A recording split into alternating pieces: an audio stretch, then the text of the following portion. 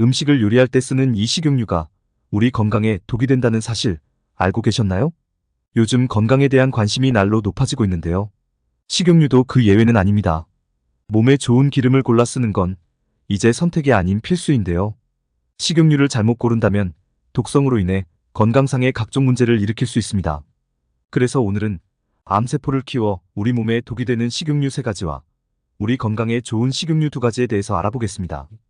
그리고 좋은 식용유 고르는 기준과 주의사항까지 여러분에게 정말 유익한 정보들만 쏙쏙 골라드리겠습니다. 안녕하세요. 시니어 정보센터입니다. 아직 구독을 안 하셨다면 지금 바로 구독과 좋아요 꼭 눌러주시고요. 주변의 소중한 분들께도 많이 공유해주세요. 그럼 여러분의 건강을 기원하며 지금 시작하겠습니다. 음식을 요리할 때 빠질 수 없는 것이 바로 식용유인데요. 명절이면 가장 많이 사용하는 것이 식용유입니다. 시중에 워낙 다양한 종류의 기름이 판매되고 있어서 어떤 걸 골라 사용해야 할지 모르겠다는 분들이 많이 계십니다. 그래서 좋은 식용유를 고르는 기준부터 알아보겠습니다. 첫 번째, 영양학적 가치 있는 식용유 선별하기. 식용유는 포화지방과 불포화지방산으로 이루어져 있고 포화지방이 적고 불포화지방산이 많아야 우리 건강에 이로운데요. 하지만 불포화지방산이 너무 많으면 또 변질이 잘 되기 때문에 밸런스 또한 잘 맞아야 합니다. 그리고 오메가 지방산은 불포화지방으로 포화지방보다 건강에 좋다는 인식이 있는데요. 하지만 오메가 지방산의 종류별로 건강에 미치는 영향은 각기 다릅니다. 오메가 지방산은 3가지 종류로 오메가3와 오메가6, 오메가9이 있습니다. 특히 우리 몸은 오메가3 지방산을 스스로 만들어낼 수가 없기 때문에 반드시 음식물 섭취를 통해 얻어야 하는데요. 오메가3 지방산은 항염증 기능을 하고 심장질환과 암, 류마티스 관절염 등의 위험률을 떨어뜨린다고 합니다. 오메가9는 우리 몸이 자체적으로 생산 가능한 지방산이고 오메가6는 우리 몸이 자체적으로 생산해낼 수 없는 영양소로 상당수의 사람들이 이미 음식을 통해 충분히 섭취하고 있습니다. 그래서 정리를 해보면 오메가3와 오메가9이 많아야 좋고 오메가6는 좀 적어야 좋습니다. 오메가3와 오메가9는 우리 몸에 이로운 불포화 지방산으로서 염증 수치를 조절하고 성인병과 암을 예방하는 이로운 작용을 하지만 오메가6는 과다 섭취할 경우 체내 염증을 유발할 수 있으며 이는 만성질환의 위험을 증가시킬 수 있습니다. 좋은 식용유를 고르는 기준 2번째는 산화적 안정성. 기름이 잘 변질되지 않는 것을 산화적 안정성이라고 말하는데요. 기름은 일반적으로 온도나 빛, 외부 환경 변화에 따라 쉽게 산패가 됩니다. 산화적 안정성이 좋으면 잘 변하지 않습니다. 그리고 요리를 할 때 가열이 급격하게 이루어지기 때문에 발연점이 높아야 하는데요. 기름을 사용했을 때 기름이 끓어서 기화가 되는 그 온도가 바로 발연점입니다. 발연점은 높을수록 좋은데요. 발연점이 낮으면 기화가 낮은 온도에서 되고 기화가 되는 그 순간에 가장 많이 산패가 진행됩니다. 그래서 버무리고 무치는 용도로 쓰는 기름과 볶고 튀기는 용도의 기름이 다른 것인데요. 볶고 튀길 때에 사용하는 기름은 발연점이 높은 기름을 사용해야 합니다. 그래서 정리를 하면 온도가 살짝만 올라가도 변질이 덜 되는 기름이 산화적 안정성이 뛰어난 좋은 기름입니다.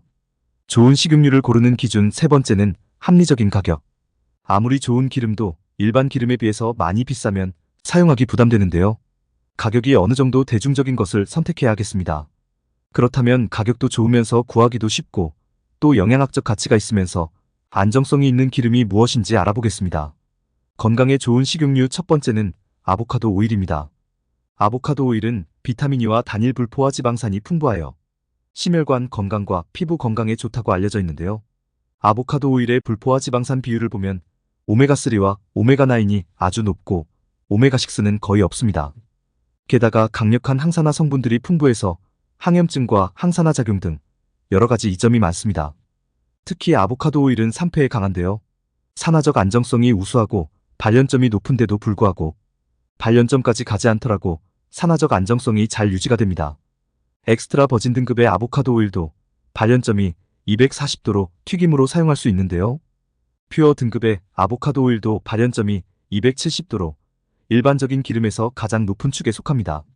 따라서 아주 안정되기 때문에 어떤 요리에도 사용 가능한데요. 샐러드용, 굽기, 튀김용 등 다 사용해도 좋습니다. 다만 아보카도 오일은 올리브 오일에 비해 2배 정도 비싸고 콩기름이나 카놀라유에 비해서는 많이 비싸다는 단점이 있습니다. 건강에 좋은 식용유 두 번째는 올리브 오일입니다. 올리브 오일은 포화지방의 비율이 낮고 불포화지방산이 높은데요. 그 중에서 오메가6 비율은 거의 없고 오메가3와 오메가9이 많기 때문에 우리 건강에 좋은 기름입니다. 특히 토코페롤과 페놀산 같은 강력한 항산화 성분들이 풍부해서 성인병을 예방하고 항염증과 암 예방에 도움이 된다고 합니다. 실제로 한 연구를 보면 심혈관 질환 위험률을 낮추고 항암 작용과 뇌 건강에 도움이 된다고 알려져 있습니다. 게다가 올리브 오일은 산화적 안정성이 뛰어난데요. 아보카도 오일보다는 조금 떨어집니다. 하지만 영양학적 가치가 높고 기호성이 훨씬 뛰어나기 때문에 일반적으로 사용하기 가장 좋은 기름인데요. 식용유 대안으로 쓸 수 있는 기름이라고 보시면 됩니다. 올리브 오일은 세 가지로 보통 나뉘는데요. 엑스트라 버진은 160도, 버진은 210도, 퓨어는 240도로 퓨어 올리브 오일이 볶음 요리나 튀김 요리에 적합하며 가격이 저렴한 편이라 대량으로 사용할 때 유용합니다. 다음은 우리 건강에 독이 되는 식용유에 대해서 알아보겠습니다. 첫 번째, 콩기름. 콩기름은 예전에 많이 사용했던 기름으로 특히 명절에 부침개나 전 부칠 때 많이 사용했는데요. 지금은 시장이나 치킨집에서 닭튀김용으로 많이 사용하고 가정에서는 거의 사용하지 않습니다. 콩기름은 가격이 저렴하고 구하기는 쉬우나 기름으로서는 가치가 떨어지기 때문에 건강에 좋지 않은 기름입니다. 바로 오메가6 함량이 높기 때문인데요. 성인병과 암까지 유발할 수 있습니다. 또한 대부분의 대두유는 유전자 변형 작물에서 생산되어 이로 인해 호르몬 불균형이나 알레르기 반응을 일으킬 수 있으며 영양학적 가치가 제로에 가깝습니다. 콩을 유기용매에 녹여서 추출하기 때문에 미네랄이 제로, 비타민도 제로, 비타민 E와 K는 극소량입니다. 게다가 항산화 성분도 없습니다. 따라서 대부분의 영양학적인 요소들이 다 빠져있는 기름이 콩기름이기 때문에 드시지 않는 것이 좋습니다. 두 번째, 카놀라유. 카놀라유는 명절 선물용으로 많이 들어와서 집마다 하나씩은 다 있으실 텐데요. 사실 우리 건강에 좋지 않습니다. 바로 산화적 안정성이 많이 떨어지기 때문인데요. 트랜스 지방도 많이 생성되어 몸에 염증을 유발하고 콜레스테롤 수치를 높여서 심혈관 질환을 유발할 수 있기 때문에 안정성이 많이 떨어지는 기름입니다. 그리고 카놀라유는 다들 잘 아시는 것처럼 유채꽃 씨앗을 짜서 만든 기름인데요. 대부분이 유기용매에 녹여서 추출한 방식으로 압착유는 거의 없다고 합니다. 그리고 80% 이상이 캐나다에서 수입이 되고 카놀라유의 80% 이상은 GMO로 만들었기 때문에 유전자 변형 식품인 것이죠. GMO에 대해서는 전문가들 사이에서도 의견이 나뉘기는 하나 바람이나 호르몬 교란을 유발했다는 일부 데이터가 있는 만큼 안심하고 섭취하는데 찜찜함이 있는 것은 사실입니다. 다음은 우리가 많이 먹는 포도씨유에 대해서도 알아보겠습니다. 포도씨유는 발연점이 아주 높은 것은 아니지만 그래도 올리브유에 비해서는 높고 몸에 나쁜 지방의 비율이 낮다는 점에서 좋은 기름이라는 인식을 가진 분들이 많은데요. 하지만 한 가지 주의사항이 있습니다. 바로 다중불포화 지방의 비율이 높다는 점인데요. 다중불포화 지방산은 고온에서 다른 지방산에 비해 더욱 산화 및 파괴되기 쉬운 특징을 가지고 있습니다. 이렇게 산화된 지질을 우리가 섭취하면 심혈관 질환의 위험성이 높아지는 등 인체에 오히려 해가 될 수 있다는 점입니다. 그래서 포도씨유는 장시간 열을 가해야 하는 요리에 사용하는 것은 가급적 지양하는 것이 포도씨유가 가지는 효능을 극대화할 수 있습니다.